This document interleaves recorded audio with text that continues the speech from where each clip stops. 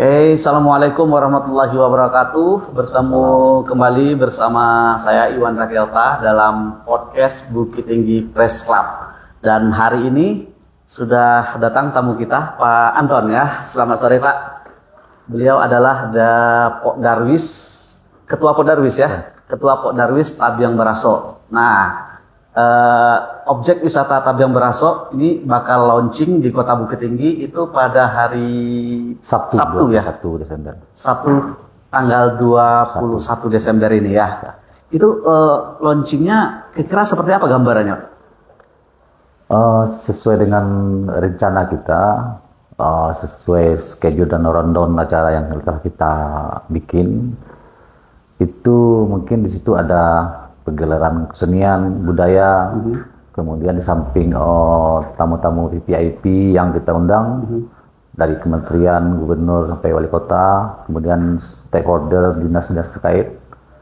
Itu nanti kita akan ada selain pegelaran budaya, parade budaya, kayak seperti arak-arakan budaya gitu kan. Ada arakan budaya juga. Budaya dengan keseniannya, kemudian ada pertunjukan cilik. Kebetulan kita di Nagari itu punya sanggar tradisional cilik kan.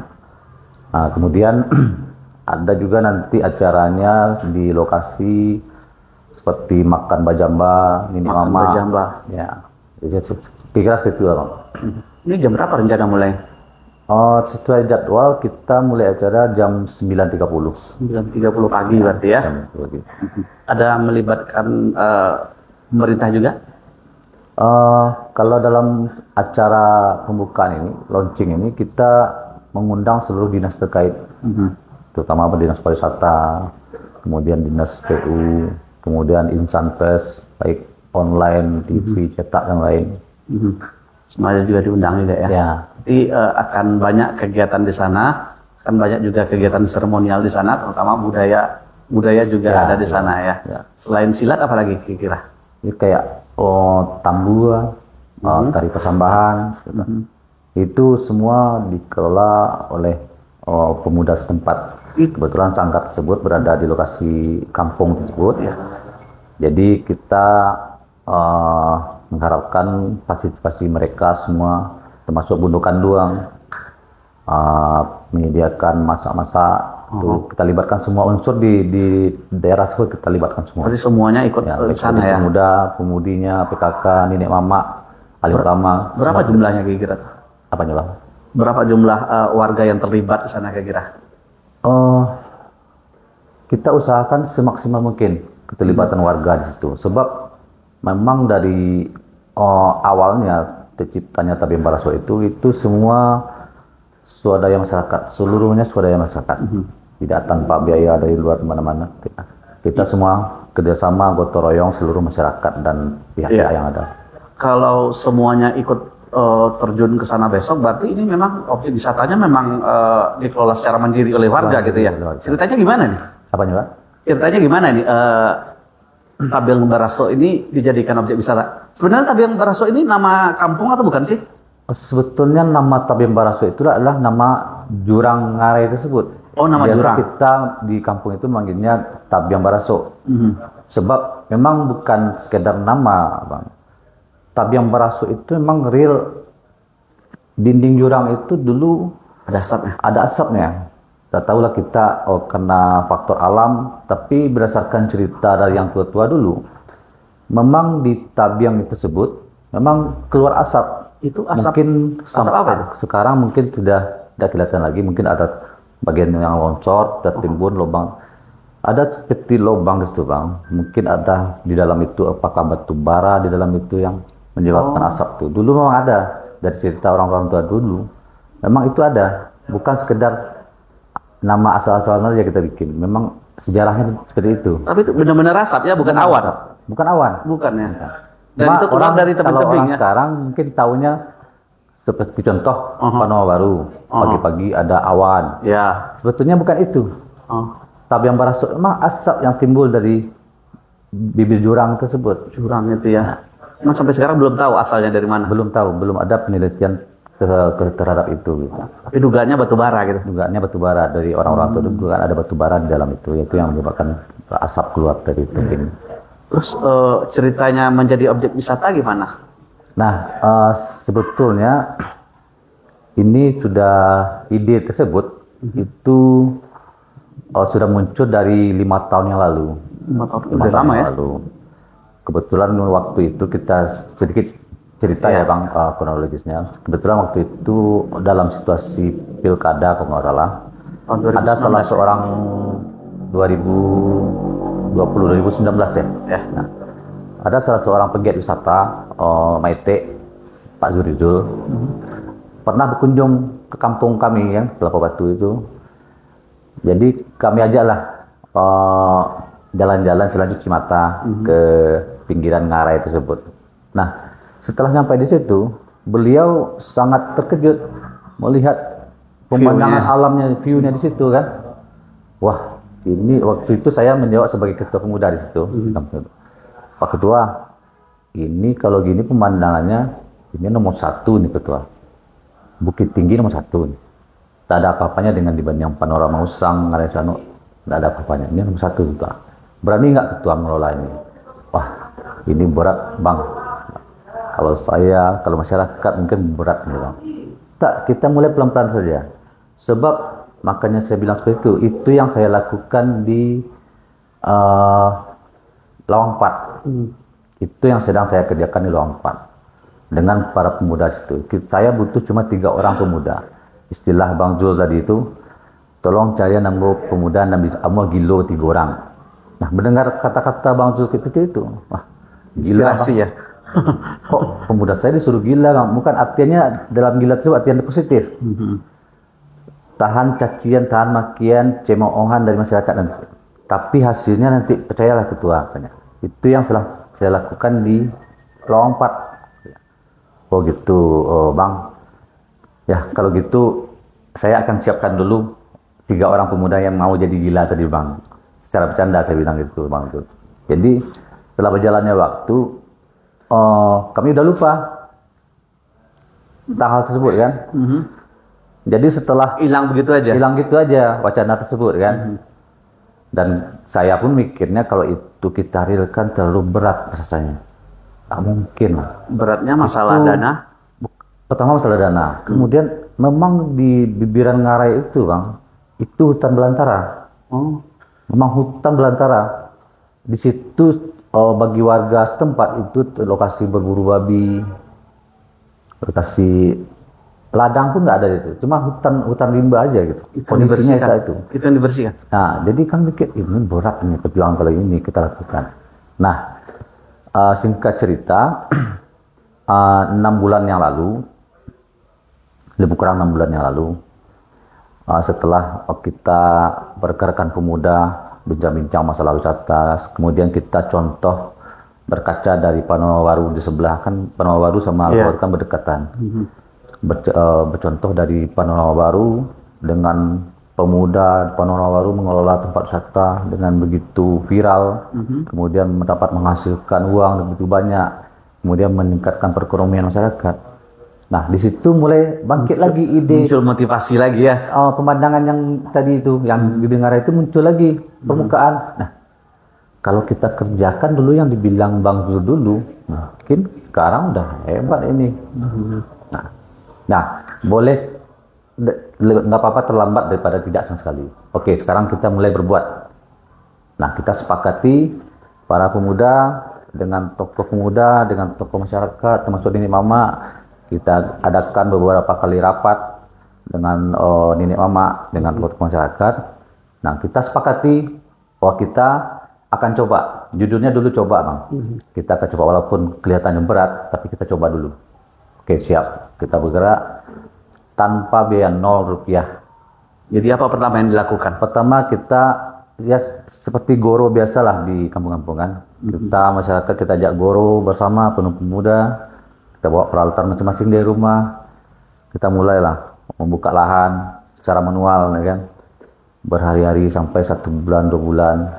Seperti itu tiap hari Bang. Bukan hanya hari Minggu. Kalau hari Minggu tuh udah posturnya udah rame. Tapi hari-hari para warga tadi, termasuk pemuda tadi masih semangatnya masih menggebu Bang. Nah itu selalu saya dengan kawan-kawan kita pertahankan semangat tadi. Jadi seiring berjalan waktu kita hari-hari terus bekerja sampai kita dekat dengan salah seorang pejabat Pemko Bukit Tinggi, Bapak Asisten Pak Aris Mahdi.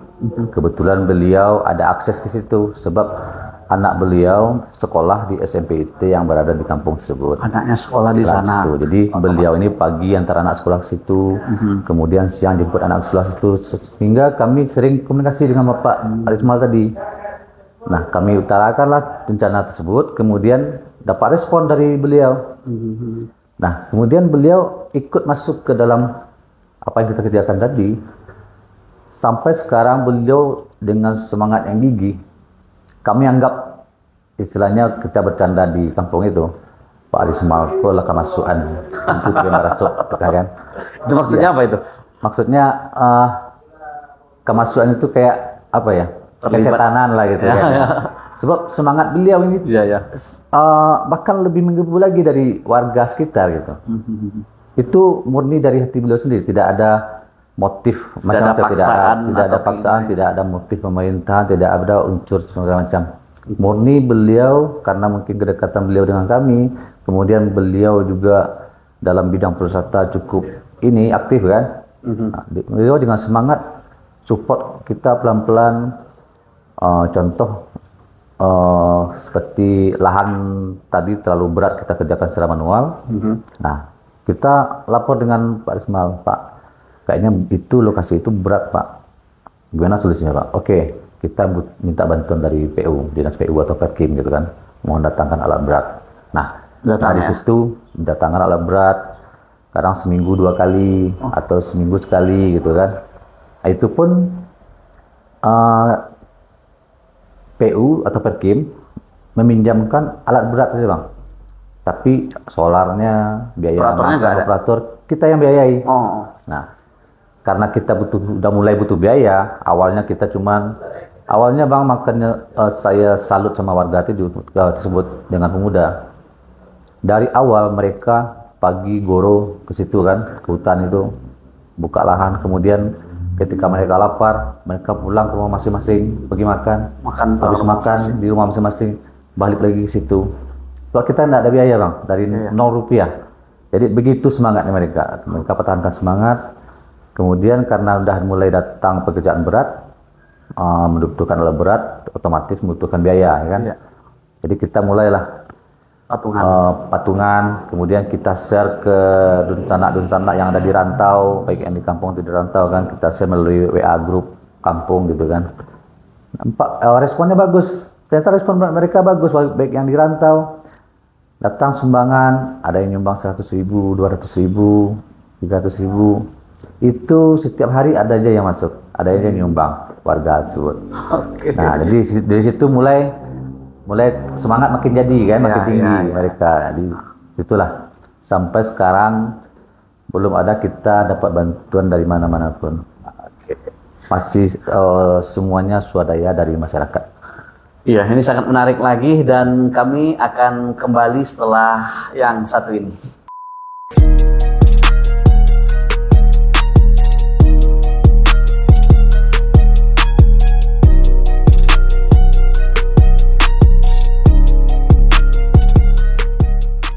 Kita kembali ke podcast Bukit Tinggi Press Club. Iya Pak Anton, kan sudah ada alat berat di sana. Kemudian apa yang pertama kali dibangun di sana? Kalau proses pembangunnya Bang, yang pertama sekali tentu kita sterilkan lahan dulu. Ya. Selain kita melakukan lobby-lobby, sebab sejarahnya gini Bang, sepanjang bibir Ngarai, mulai dari Bukit Apit sampai ke Panorama Baru, itu melalui keterangan yang orang-orang tua dulu nih Mama. Dulunya tahun 80-an memang sudah ada jalan di situ Bang, sepanjang bibir Ngarai. Dulu namanya Jalan Setapak Berkuda. Mungkin itu bukan sampai aspal, nggak sampai pengerasan, tapi jalur tersebut sudah ada pelepasan hak dulu waktu Pemko entah Kota Bukit, saya lupa wali kotanya waktu itu tahun 80-an. Jadi berdasarkan keterangan itu, ternyata dulunya sudah ada jalan tersebut sampai ke Baru sepanjang bibir Ngarai. Ya. Nah, kita berpedoman ke situ, Bang, sistem pengerjaannya. Kita kembalikan, hidupkan jalan tersebut kembali. Diperlebar atau tetap? Oh, tetap kita Tetap cari lebar, ya? jalan tersebut. Dulu keterangan dulu waktu orang tua itu dulu, jalan itu dari bibir Ngarai ada sekitar 7 meter atau 10 meter. Kemudian jalannya selebar 1,5 meter, gitu kan. Nah, kita kembali cari jalan tersebut. Nah, awalnya kita fokus ke membuka jalan tersebut lagi, ya kan. Setelah jalan itu dibuka, baru kita melakukan lobby tanah warga yang ada di sekitar tersebut. Bagi yang mau bekerja sama, kita ajak untuk pengembangan pariwisata tersebut.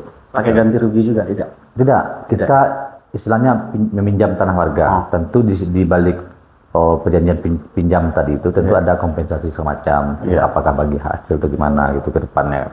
Tapi kita bicaranya ke depannya gitu. Setelah pariwisata terjadi, baru kita berbagi di situ. Ini ada kesepakatan lah ya. Gitu. Jadi kita fokus pekerjaan jalan itu dulu. Setelah jalan itu dibuka, itu sudah mulai ada ketertarikan warga sekitar Bukit Tinggi. Ya. Sebab kawan-kawan di situ kan sudah mulai posting setiap kita ada guru kita posting di Instagram, di Facebook macam kan. Dan mulai ada timbul penasaran dari warga sekitar Bukit Tinggi. Ada mulai satu persatu datang, mereka penasaran datang situ. Semakin berjalannya hari, semakin ramai, Bang. Nah, sampai kami kewalahan juga kan. Kita mau urusin yang mana? Mau urusin orang datang, mau urusin pekerjaan, yang mana kita mau dulu kan gitu kan. Sempat dulu pernah kita tutup. Ya, kita sepakati kita tutup dulu dah lokasi ini. Karena masih pekerjaan ya. Masih pekerjaan masih banyak, kemudian warga sudah banyak yang mudah masuk ke dalam gitu kan. Jadi agak terganggu pekerjaan kan. Ternyata tidak bisa, Bang. Tidak bisa. Saking antusiasnya warga di Bukit Tinggi dan sekitarnya, tidak mau mereka kita tahan gitu kan. Mereka masih pengen masuk. Oke lah. Itu masuknya gratis, Dokter? Masuk gratis. Sampai sekarang pun masuk gratis. Masih gratis? Masih gratis. Sengaja kita gratiskan. Sebab kita belum ada fasilitas umum kayak musala, WC umum segala macam. Kita belum ada. Sekarang juga belum? Tapi sekarang udah ada, Bang. Sudah ada? Ya. Sampai kita mulai mendirikan musola, kemudian kita buka WC umum, kemudian kita bangun aula, kemudian menara pandang, sampai udah jadi sekarang kan. Ada juga space untuk UMKM ya? Iya ada. Jadi sebetulnya, Bang, target kami untuk idenya tadi membuka objek wisata Tapian Tabe Marasuk itu sebetulnya murni untuk kemaslahatan umat di situ, untuk meningkatkan perekonomian masyarakat di sekitar situ. Sebab masyarakat kami di situ masih banyak yang tergolong kategori miskin, menengah ke bawah, ya kan. Rata-rata mata pencarian mereka ada yang ke ladang, ada yang pemburu bangunan, rata-rata begitu, Bang. Jadi kami para pemuda di situ, para tokoh masyarakat, kami inisiatif, oke, kita buka ini, kita tujuannya adalah murni untuk meningkatkan ekonomi masyarakat. Mudah-mudahan insya Allah dengan adanya Tapian Marasuk ini perekonomian warga di sekitar di situ bisa terangkat gitu. Kira daya tampungnya berapa ini untuk pengunjung ini? Wah, kalau daya tampung itu besar sekali, Bang. Besar. Sebab lokasinya itu luasnya berapa? Kalau luasnya luas sekali, Bang. Ada 1 hektar? Lebih. Itu aja kalau kita perjalanan, Bang, kalau kita mulai masuk dari pintu gerbang sampai spot terakhir itu bisa jaraknya sekitar 1 kilo, Bang. 1 kilo? Ya.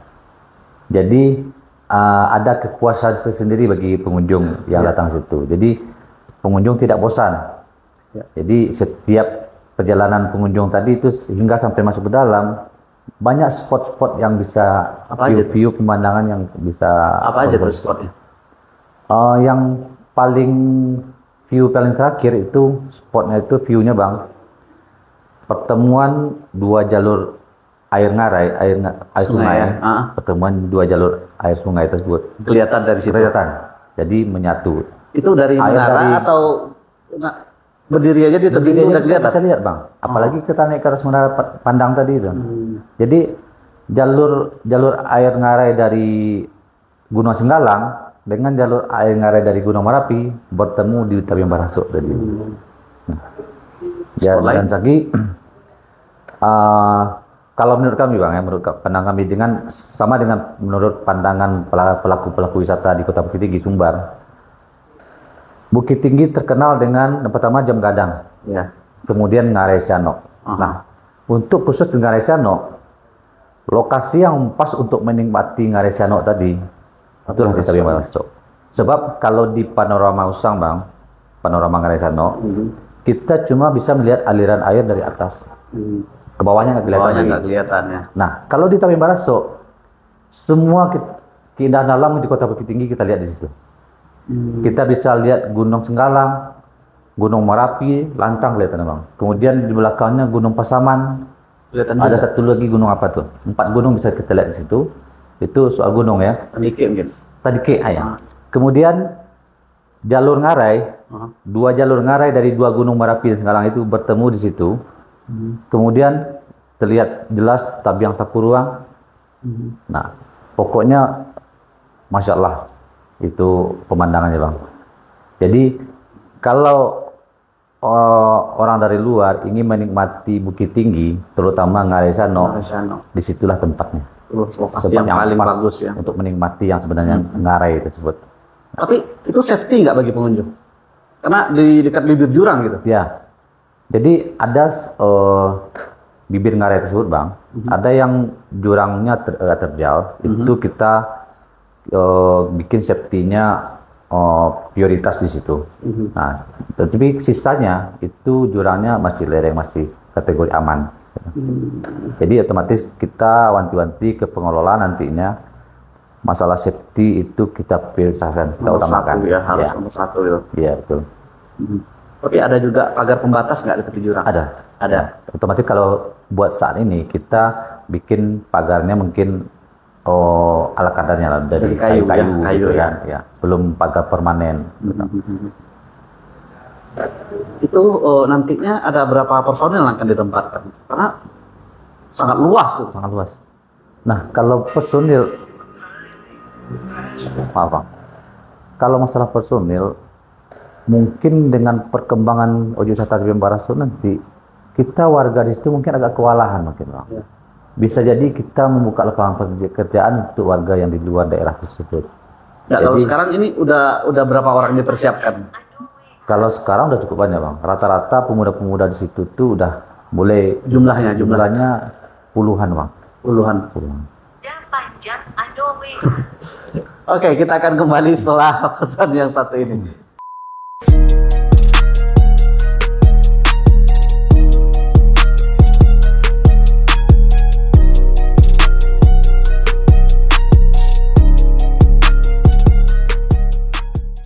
Ya, kita kembali ke podcast Bukit Tinggi Press Club. Ya, sekarang fasilitasnya sudah ada musola ya. Kemudian juga sudah ada WC, ada aula. Rencananya mau ada tempat penginapan juga nggak bagi warga luar kota atau gimana? Ada. Jadi homestay. Ya berupa homestay lah. Jadi kita setelah beberapa kali kita komunikasi pertemuan dengan penggiat wisata Kota Bukit Tinggi Sumbar, mereka berbagi ilmu kepada kita bagaimana cara mengelola homestay, bagaimana caranya mengelola objek wisata tersebut. Jadi timbullah ide dari kami gitu, ternyata homestay itu tidak harus bangunan yang bagus, mewah, tidak harus itu. Ternyata arti sebenarnya dari homestay itu rumah penduduk. Jadi pengunjung tadi, turis tadi datang ke kampung itu menginap berbaur dengan orang yang punya rumah tadi. Ternyata itu yang artinya sebenarnya homestay tadi. Nah, kalau itu kita bisa kondisikan dengan warga setempat. Jadi kita kerjasama dengan penggiat-penggiat wisata tersebut, tour guide tersebut. Jadi mereka akan bawa tamu ke situ. Nanti kita carikan penginapan ke rumah warga melalui itu. Tapi akses ke sana gimana? Akses menuju ke Tabiang Baraso ini dari Bukit Tinggi, apakah sudah bisa bus masuk? Bisa ya. Bisa. Kendaraan bus bisa. Kemudian ya aksesnya sangat gampang Bang. Rambu-rambunya udah dibuat? Udah. Ini bisa digambar nggak dari mana masuknya gitu? Kalau akses terdekat itu kita dari Rumah Sakit Ahmad Muhtar, SAM, kita terus ada simpang Bukit Apit, kita masuk ke daerah Bukit Apit, ikuti terus gitu, nanti sampai nagarinya Lapo Batu namanya. Lapo Batu. Rumah Rusunawa. Lewat dari Rusunawa Bukit Tinggi itu ada simpang Pos Pemuda, kita belok ke kiri. Nah, itu udah dekat kita. Berapa jaraknya tuh? Dari simpang Pos Pemuda itu sekitar 500 meteran. 500 meter dekat. Udah ketemu sama gerbang Tabim Baraso tadi. Itu ada rencana untuk biaya karcis ya? Ya, untuk launching, mulai dari launching nanti tanggal 21 itu kita masih gratis. Mungkin pas hari launching mungkin masih gratis ya. Nah, setelah itu kita buka HTM, harga tiket masuknya Rp5.000. 5.000. Kemudian parkir mobilnya Rp5.000, kemudian parkir roda 2-nya Rp2.000. Nah, kita sesuaikan harga di Kota Bukit Tinggi. Iya. Kalau untuk pedagangnya gimana? Kalau untuk sementara bisa orang luar masuk nggak atau memang memberdayakan warga lokal? Rencananya Bang, planningnya gitu. Kita akan buka booth-booth UMKM di situ. Mungkin untuk awal ini kita khususkan untuk warga sekitar. Kita komit dengan rencana awal bahwasanya kita Tabim Baraso ini tujuannya adalah untuk mengangkat perekonomian masyarakat di sekitar tersebut. Jadi mungkin kita akan fokuskan, prioritaskan untuk warga sekitar dulu. Kemudian dalam sisi tenaga kerjanya nanti, apabila kita sudah keteteran dengan kekurangan karyawan, kita mungkin akan buka dari luar. Ya, bagus. Kemudian apa rencana ke depannya setelah dibuka nantinya? Mungkin ada pembangunan tahap selanjutnya atau gimana? Jadi programnya Tabim Baraso ini Bang, kita akan melaksanakan pembangunan berkelanjutan Bang. Jadi mungkin untuk tahap awal ini kita launching dulu, setelah kita benahi mungkin istilahnya masih sederhana Bang. Jadi kita launching dulu, kemudian ke depannya kami berharap Tabim Baraso nanti pembangunannya tetap berkelanjutan. Kemudian Tabim Baraso ini prospeknya ke depan jangka panjang Bang.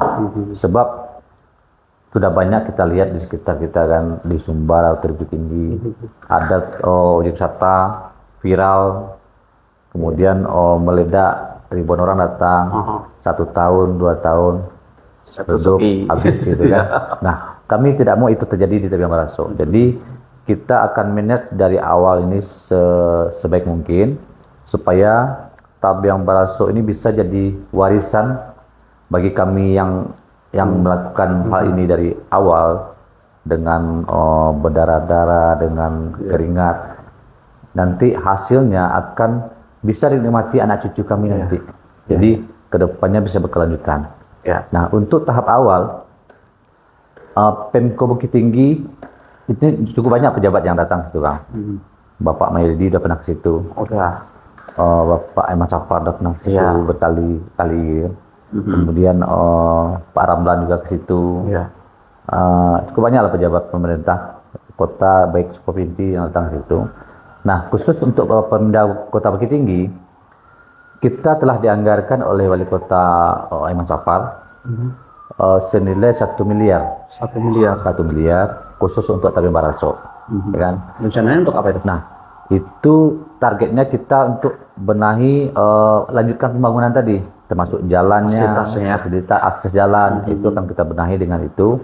Mudah-mudahan dengan pemerintahan ke depan bisa tetap saling support kita untuk Tabim Baraso, sebab Tabim Baraso adalah akan menjadi salah satu ikon Kota Bukit Tinggi di bidang pariwisata. Mudah-mudahan kita bisa saling bekerjasama dengan stakeholder terkait, dinas-dinas terkait nanti ke depan. Mudah-mudahan ini juga bisa menjadi destinasi wajib bagi orang yang ingin ke Bukit Tinggi. Sebab Pemko Bukit Tinggi memang programnya di dulu supaya kita menghindari kemacetan di dalam kota, di jam gadang. Tentu ada program nanti objek wisata, kampung wisata di kelurahan.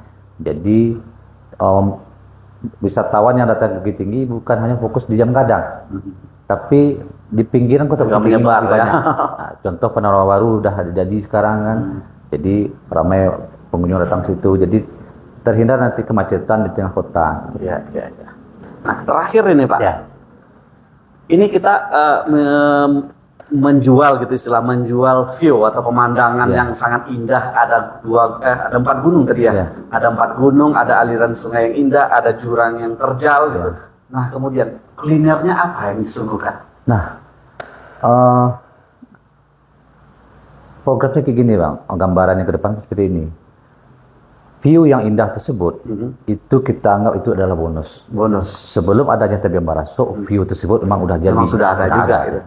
Nah, itu kita anggap itu bonus.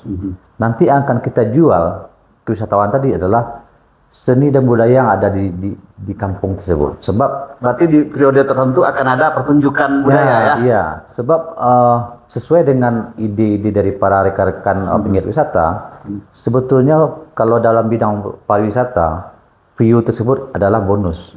Tapi intinya yang pariwisata sebenarnya itu adalah kebudayaannya, kulinernya, keseniannya yang ada di lokasi tersebut. Ya. Nah, kita akan bangkitkan itu kembali di situ. Jadi kita anggap view yang bagus yang Mas sebutkan tadi itu kita anggap bonus ya. pembuka awal, penarik gitu kan. Tapi ketika pengunjung sudah datang ke kampung tersebut, pengunjung akan bisa menikmati hal-hal yang lain.